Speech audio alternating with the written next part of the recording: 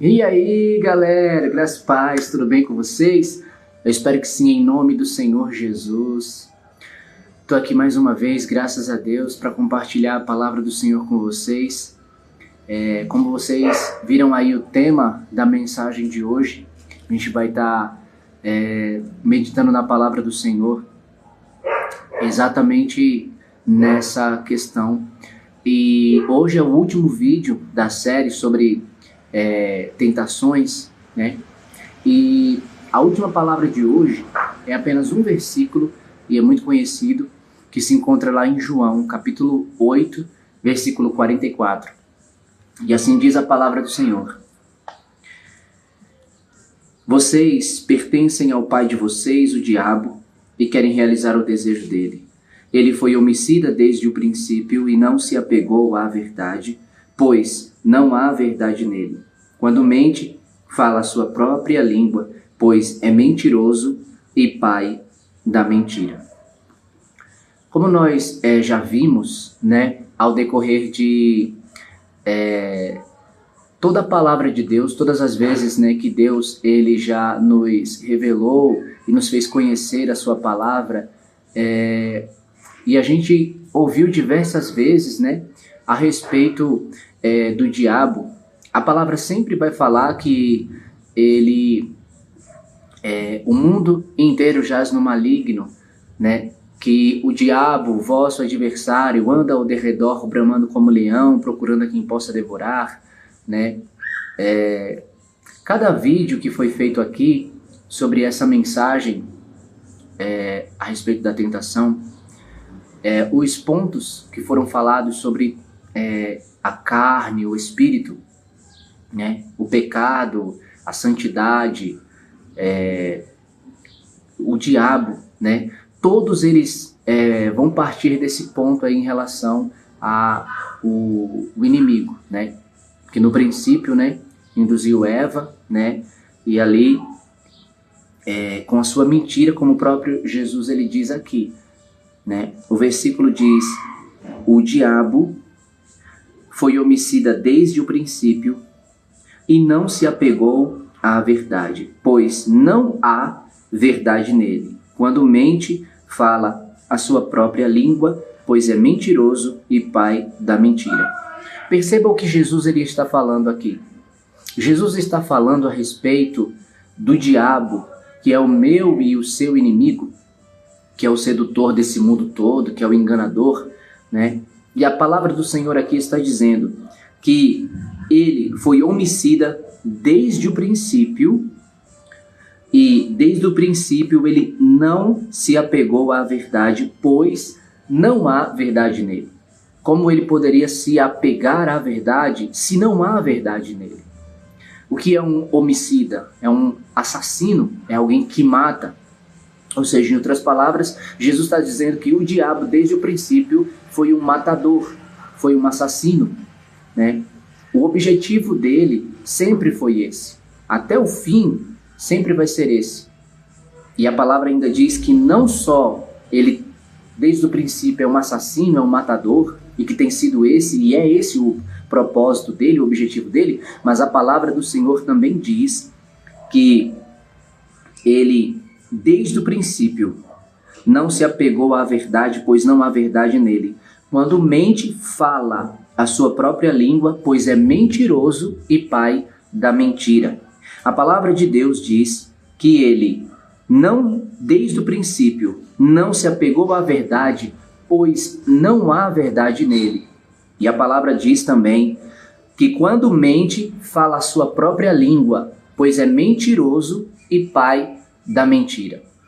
Então, o que Jesus ele está nos ensinando com essa palavra a respeito do diabo? O que Jesus ele nos diz é claro. Em outras palavras, o que Jesus ele está dizendo, primeiro, que o diabo é um matador, que é um assassino desde o princípio, e que esse tem sido seu objetivo e vai ser até o fim. E em segundo lugar, em outras palavras, o que Jesus está dizendo é que eu e você não acreditemos no diabo, que eu e você não acreditemos. Você vai ouvir as mentiras do diabo? Vai. Você já ouviu as mentiras do diabo? Já ouviu? Você já acreditou nas mentiras do diabo? Já acreditou, sim. Você já caiu nessas mentiras. Quantas pessoas agora estão aí presas, né? Porque acreditaram na mentira que ele tem contado, né? E que ele continua contando para que essas pessoas continuem presas a ele, presas no seu engano, presas pelas suas mentiras, para que através dessa prisão que vem por meio da sua enganação, da sua mentira, ele possa levar essa pessoa a fazer isso aqui, ó. Ele foi homicida desde o princípio. Ou seja, a conseguir assassinar essas pessoas, a conseguir matar essas pessoas. Só que não matá-las somente fisicamente, mas principalmente espiritualmente, porque na verdade esse é o principal objetivo dele. E ele consegue isso, e ele faz isso através da mente, através das mentiras e dos enganos, distorcendo a palavra de Deus e de todas as muitas outras formas que ele usa para enganar muitas pessoas, seja com o satanismo, seja com o ocultismo, a feitiçaria, a macumba, a bruxaria, a magia, todo tipo de engano, e inclusive usando da própria palavra de Deus, usando pessoas que fingem ser servos da justiça, mas na verdade a palavra do Senhor diz que eles são servos do diabo, como está lá em 2 Coríntios, no capítulo de número 11. Ali, especificamente, a partir do versículo 13, 14 e 15. E para não ficar nas minhas palavras, eu vou abrir para poder compartilhar com os irmãos. Olha só. Pois tais homens são apóstolos, são falsos apóstolos, obreiros enganosos, fingindo-se apóstolos de Cristo. Isso não é de admirar, pois o próprio Satanás se disfarça de anjo de luz. Portanto, não é surpresa que os seus servos finjam ser servos da justiça. O fim deles será o que as suas ações merecem. E quantas também são as pessoas que estão presas aí nas mentiras do diabo com relação à prostituição, às drogas, com relação à bebida, com relação às farras, com relação à falsa liberdade, com relação a o que é falsamente chamado de curtir, se divertir, né, como eles dizem, e na verdade, achando-se elas livres, na verdade estão o quê? Aprisionadas, escravizadas, né? E a palavra do Senhor, ela está aqui nos dizendo que o diabo, ele foi homicida desde o princípio. E ele continua sendo, porque Jesus disse, ele não foi no princípio e parou. Não, ele é desde o princípio. Ou seja, ele vem desde o princípio sendo e vai continuar até o fim. Então o objetivo do diabo, o alvo do diabo é matar a mim e a você, é destruir a gente. E ele tem esse acesso na minha e na sua vida quando eu e você damos lugar a ele. É por isso que a palavra do Senhor diz, lá em Efésios capítulo 4, versículo 27, não deem lugar ao diabo, e em Tiago 4,7 diz, resistam ao diabo, submetam-se a Deus, resistam ao diabo e ele fugirá de vocês. Acheguem-se a Deus e ele se achegará a vocês. Lá em 1 Pedro, no capítulo 5, no versículo de número 8, a palavra do Senhor diz, sejam sóbrios e vigilantes, porque o diabo, vosso adversário, anda ao derredor, bramando como leão, procurando a quem possa devorar. E aí o versículo de número 9 diz assim, ao qual resisti firmes na fé, sabendo que vossos irmãos em todo o mundo estão passando pelos mesmos sofrimentos. Veja só, o versículo 8 diz para sermos sóbrios e vigilantes. E o versículo 9 diz para que a gente resista ao diabo firmes na fé. Lá em Efésios, capítulo de número 6, a palavra do Senhor diz ali a partir do versículo 10 em diante, a respeito de uma batalha espiritual, uma luta real que acontece todos os dias e em todo momento. Inclusive, nesse exato momento, essa batalha está acontecendo. Tanto contra a minha vida, dentro de mim, como também dentro da sua vida, contra a sua vida. E a palavra do Senhor diz aqui, em Efésios, capítulo de número 6, a partir do versículo 10, assim: finalmente, fortaleçam-se no Senhor e no seu forte poder. Vistam toda a armadura de Deus, para poderem ficar firmes contra as astutas ciladas do diabo, pois a nossa luta não é contra seres humanos, ou em outras versões diz, mas não é contra carne e nem sangue, mas contra os poderes e autoridades, contra os dominadores deste mundo de trevas, contra as forças espirituais do mal nas regiões celestiais. Por isso, vistam toda a armadura de Deus, para que possam resistir no dia mau e permanecer inabaláveis depois de terem feito tudo, depois de terem lutado até o fim. Assim, mantenham-se firmes, cingindo-se com o cinto da verdade, vestindo a couraça da justiça e tendo os pés calçados com a prontidão do evangelho da paz. Além disso, usem o escudo da fé, com o qual vocês poderão apagar todas as setas ou todos os dardos inflamados do diabo ou do maligno. Usem o capacete da esperança da salvação, ou só o capacete da salvação, né? E a espada do Espírito, que é a palavra de Deus. E aí olha o que diz o versículo 18. Orem no Espírito em todas as ocasiões, com toda oração e súplica. Tendo isso em mente, estejam atentos e perseverem na oração por todos os santos. Então, vejam só, irmãos, a palavra do Senhor, ela nos diz que vivemos, que estamos em meio a uma batalha espiritual. A nossa luta, quando a palavra do Senhor diz a nossa luta, é porque nós estamos vivendo em uma guerra, é porque nós estamos em uma batalha. A palavra do Senhor diz, veja só, eu vou até abrir aqui, para compartilhar com os irmãos, o que a palavra do Senhor ela diz. Veja só, lá em 1 Pedro, capítulo 2, versículo 11, amados, insisto em que como estrangeiros e peregrinos no mundo, vocês se abstenham dos desejos carnais que guerreiam contra a alma. Olha só, guerreiam vem de quê? Guerreiam vem de guerra.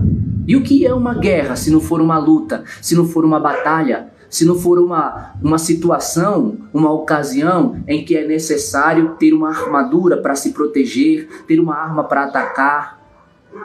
E a palavra do Senhor diz que no Antigo Testamento houve guerra. E de fato, literalmente, eram guerras que aconteciam, com espada e escudo, com armadura, com exércitos, muita morte, muito derramamento de sangue, derrotas, nações que prevaleciam e outras que perdiam. E a palavra de Deus diz que hoje também estamos vivendo em uma guerra, mas não com uma espada, não com um escudo, não com uma armadura para atacar as pessoas, para ferir as pessoas, mas sim em uma batalha espiritual, em uma guerra espiritual. E sabe onde é que essa guerra ela acontece? Sabe onde é que essa guerra ela é travada? Aqui dentro, na minha e na sua mente. Ela acontece aqui, na nossa carne. Ela acontece desses desejos que estão aqui em nossa carne contra a nossa alma. Em Romanos capítulo 7, a palavra do Senhor fala sobre uma batalha, uma luta interior do espírito contra a carne, da carne contra o espírito, como está lá em Gálatas no capítulo 5.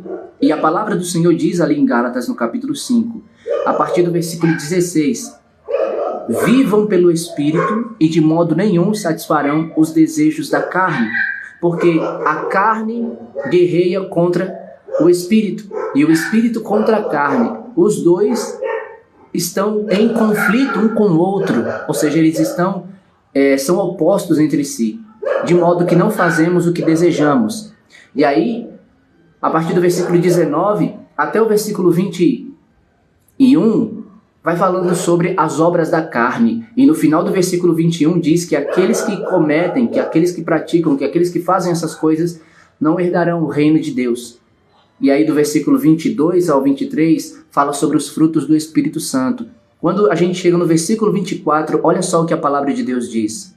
Os que pertencem a Cristo Jesus crucificaram a sua carne com as suas paixões e desejos. E aí o versículo de número 25 diz: se vivemos pelo Espírito, andemos também pelo Espírito. O que o diabo ele quer é que eu e você andemos segundo a carne e façamos as coisas da carne. Por quê? Porque as coisas da carne são as coisas deste mundo. As coisas da carne são as coisas que agradam as trevas. São as coisas que nos matam espiritualmente, são as coisas que nos afastam da vida, que é Deus, nos afastam da liberdade, que é Deus, nos afastam da alegria, que é Deus. Mas quando nós fazemos as coisas do Espírito, então o que a palavra de Deus ela diz? A palavra de Deus diz que nós temos vida. Por quê? Porque nós estamos fazendo as coisas de Deus, porque Deus é Espírito. Está lá em João capítulo 4, versículo 22 ou é 23, se não estou enganado. E a palavra do Senhor, ela também nos fala que lá em Gálatas, eu vou abrir até para compartilhar com vocês, olha só, Gálatas, capítulo de número 6, a partir do versículo 7, olha só o que a palavra de Deus diz. Não se deixem enganar, de Deus não se zomba, pois o que o homem semear, isso também colherá. Quem semeia para a sua carne, da carne colherá destruição. Mas quem semeia para o Espírito, do Espírito colherá a vida eterna. E aí a palavra diz, e não nos cansemos de fazer o bem, pois no tempo próprio colheremos, se não desanimarmos. Portanto, enquanto temos oportunidade, façamos o bem a todos, especialmente aos da família da fé. Mas foca comigo aqui, somente o versículo 7, do 7 ao 9, né? 7, 8 e 9. Olha só o que a palavra do Senhor diz. Não se deixe enganar, de Deus não se zomba. Ou seja, Deus não se deixa escarnecer, pois o que o homem, o que eu, o que você plantar, isso também vamos colher. Se nós plantarmos na carne, a palavra diz, quem planta para a sua carne, da carne colherá destruição. Mas quem semeia para o Espírito, do Espírito colherá a vida eterna. E aí a palavra do Senhor diz, e não nos cansemos de fazer o bem, pois no tempo próprio colheremos, se não desanimarmos. Se eu e você não desanimarmos, mas nós perseverarmos em fazer a vontade do Espírito, no tempo próprio, ou seja, no tempo certo, que é o tempo de Deus, eu e você vamos colher. O que nós vamos colher? Nós vamos colher a vida eterna. Medite na palavra que está lá escrito em Romanos capítulo 6 para você ver. Romanos capítulo 6 tem 23 versículos. Do versículo 1 até o versículo 14 fala a respeito de uma liberdade que Deus nos deu. Fala a respeito de uma libertação do pecado que Deus nos deu. E do versículo 15 até o versículo de número 23 fala a respeito exatamente de como era que a gente vivia nessa escravidão do pecado. E o versículo de número 16, ele diz que, olha só como está escrito na palavra do Senhor. Será que vocês não sabem que aqueles que se submetem a alguém para se tornar servo dessa pessoa, para obedecer essa pessoa, se torna servo? Portanto, vocês podem ser servos do pecado que leva à morte ou da obediência que leva à justiça. E aí ele vai falando sobre essa justiça de Deus, que quando a gente era escravo do pecado, a gente estava livre dela, ou seja, a gente não tinha conhecimento dela, né? A gente não queria ela, não queria as coisas certas, queria as coisas erradas. Mas ele diz, graças a Deus, porque embora vocês tenham sido escravos do pecado, passaram a obedecer de coração à forma de ensino que lhes foi transmitida. E aí lá abaixo ele pergunta, o que foi que vocês receberam? Que benefício vocês tiveram fazendo essas coisas das quais agora vocês se envergonham? Porque o fim delas é a morte. E aí abaixo ele diz, mas agora que vocês foram libertados do pecado e se tornaram escravos de Deus, o resultado é a santificação. E o fim é a vida eterna. Porque o salário do pecado é a morte, mas o dom gratuito de Deus é a vida eterna em Cristo Jesus, nosso Senhor. Lá em Romanos também, no capítulo 8, olha só o que a palavra do Senhor ela diz. A partir do versículo de número 1. Portanto, agora já não há condenação para os que estão em Cristo Jesus, porque por meio de Cristo Jesus, a lei... Portanto, agora já não há condenação para os que estão em Cristo Jesus, que não vivem segundo a carne, mas segundo o Espírito. Porque por meio de Cristo Jesus, a lei do Espírito de vida me libertou da lei do pecado e da morte. Porque aquilo que a lei fora incapaz de fazer, por estar enfraquecida pela carne, Deus o fez, enviando seu próprio Filho, à semelhança do homem pecador, como oferta pelo pecado. E assim condenou o pecado na carne, a fim de que as justas exigências da lei fossem plenamente satisfeitas em nós, que não vivemos segundo a carne, mas segundo o Espírito. Agora, veja só o que diz a palavra a partir do versículo 5. Quem vive segundo a carne tem a mente voltada para o que a carne deseja. Quem vive segundo a carne, o que é viver segundo a carne? É viver sendo controlado pelos desejos da carne, pelos desejos mundanos que satisfazem a carne, porque tudo que a carne quer é o que o mundo tem a oferecer. Quando você vai lá para João, eu vou até abrir aqui para compartilhar com vocês, olha só, João capítulo de número 6, versículo 57, se eu não me engano.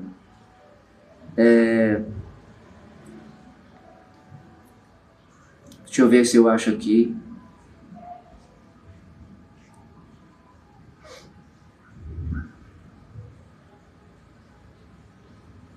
Na verdade é o versículo 63, olha só.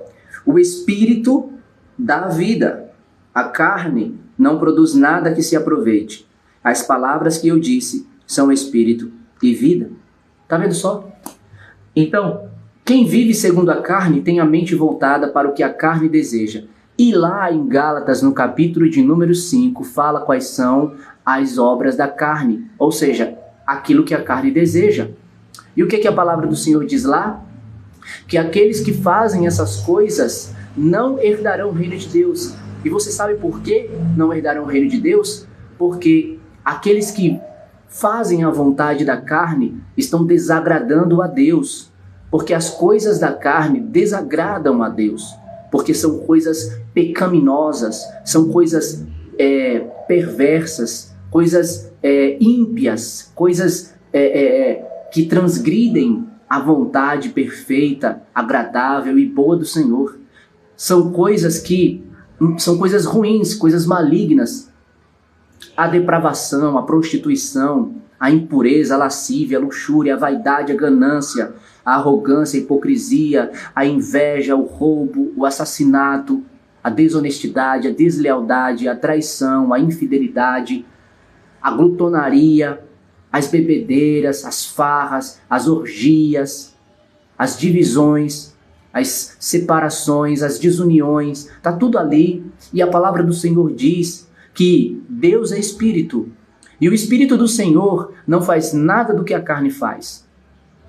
E Ele nos chamou em Cristo para vivermos segundo o seu Espírito, para vivermos segundo a sua vontade, para termos o seu caráter, para andarmos com Ele, para fazermos a vontade dEle. Então, quem vive segundo a carne, pratica aquelas coisas que está lá escrita em Gálatas, no capítulo 5. E a palavra do Senhor diz o quê? Quem vive segundo a carne tem a mente voltada para o que a carne deseja. E quem tem a mente voltada para o que a carne deseja, porque vive segundo a carne, sabe o que faz? Rejeita o Espírito e satisfaz a carne. Satisfaz os desejos da carne. Vive por este prazer carnal. Vive pelo apego, pelo amor, pelo interesse às coisas banais, essas coisas mundanas. E aí a palavra do Senhor continua dizendo: quem vive segundo a carne tem a mente voltada para o que a carne deseja, mas quem vive de acordo com o Espírito, tem a mente voltada para o que o Espírito deseja. E o que é que o Espírito deseja?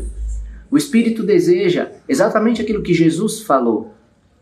Quem não é comigo é contra mim.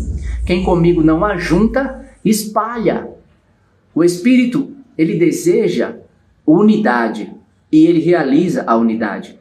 Porque a palavra do Senhor diz lá em Efésios, e eu vou até abrir para poder compartilhar com os irmãos. Efésios capítulo 4 diz assim, ó: como prisioneiro no Senhor, rogo-lhes que vivam de maneira digna da vocação que receberam.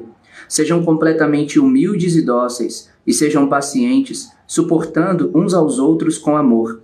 Façam todo o esforço para conservar a unidade do Espírito pelo vínculo da paz. Há um só corpo e um só Espírito, assim como a esperança para a qual vocês foram chamados é uma só. Há um só Senhor, uma só fé, um só batismo, um só Deus e Pai de todos, que é sobre todos, por meio de todos e em todos. E a palavra do Senhor também diz aqui em Romanos, só que eu vou segurar aqui Romanos 8 e vou aqui para frente para Romanos capítulo de número 15. Olha só o que a palavra de Deus diz. Romanos capítulo 15, a partir do versículo... eu vou ler a partir do versículo 1, que também tem a ver com a unidade, mas tem um versículo específico aqui.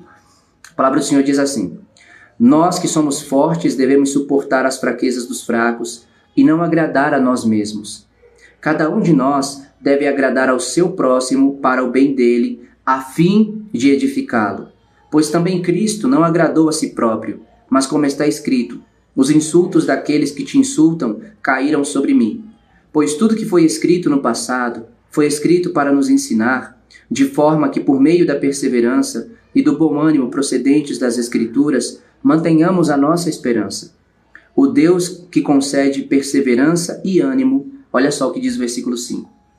O Deus que concede perseverança e ânimo, dê a vocês um espírito de unidade, segundo Cristo Jesus, para que com um só coração e uma só voz, vocês glorifiquem ao Deus e Pai de nosso Senhor Jesus Cristo. Portanto, aceitem-se uns aos outros da mesma forma com que Cristo os aceitou, a fim de que vocês glorifiquem a Deus. Olha só, irmãos, o que a palavra do Senhor diz. O Deus que concede perseverança e ânimo, dê a vocês um espírito de unidade segundo Cristo Jesus, para que com um só coração e uma só voz, vocês glorifiquem ao Deus e Pai de nosso Senhor Jesus Cristo.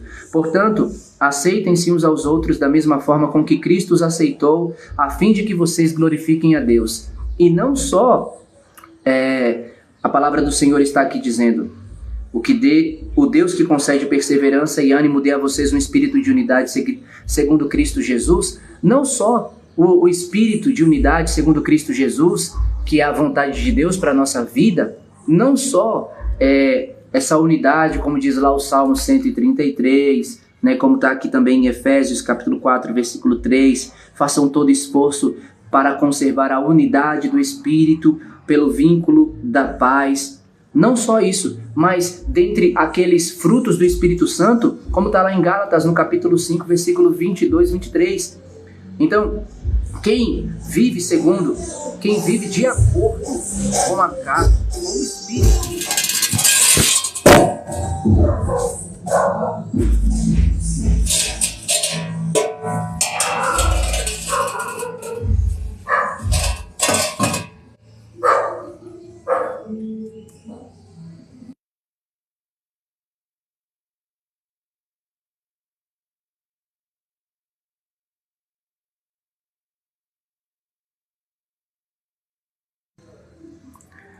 então, irmãos, quem vive de acordo com o Espírito, a palavra de Deus, ela diz, deixa eu pegar aqui, caiu aqui.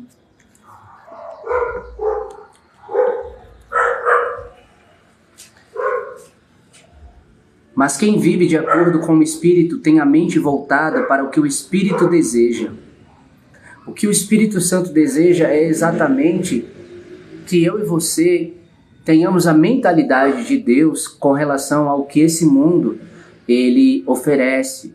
em relação ao curso desse mundo, como diz a palavra do Senhor lá em Romanos, no capítulo 12, versículo 1 e 2, para que nós, pelas misericórdias do Senhor, nos entreguemos a Ele como um sacrifício vivo, santo e agradável, que é o nosso culto racional. E o versículo 2 ele diz, para que eu e você não venhamos a nos moldar segundo o padrão deste mundo, mas que a gente venha se transformar pela renovação da nossa mente, para que nós possamos experimentar qual é a boa, perfeita e agradável vontade de Deus. A palavra do Senhor, ela diz lá em Gálatas, no capítulo de número 6, como a gente viu lá, né, no versículo de número 7, que pelo Espírito, quando nós plantamos no Espírito, nós colhemos a vida e a paz. E aqui a palavra do Senhor diz, mas quem vive de acordo com o Espírito tem a mente voltada, ou seja, a mente significa o quê? A mentalidade significa comportamento, porque o tipo de pensamento que eu tenho é o tipo de comportamento que eu tenho. É o tipo de mentalidade que eu tenho, é o tipo de vida, é a maneira de vida que eu vivo. Então aqui diz a palavra,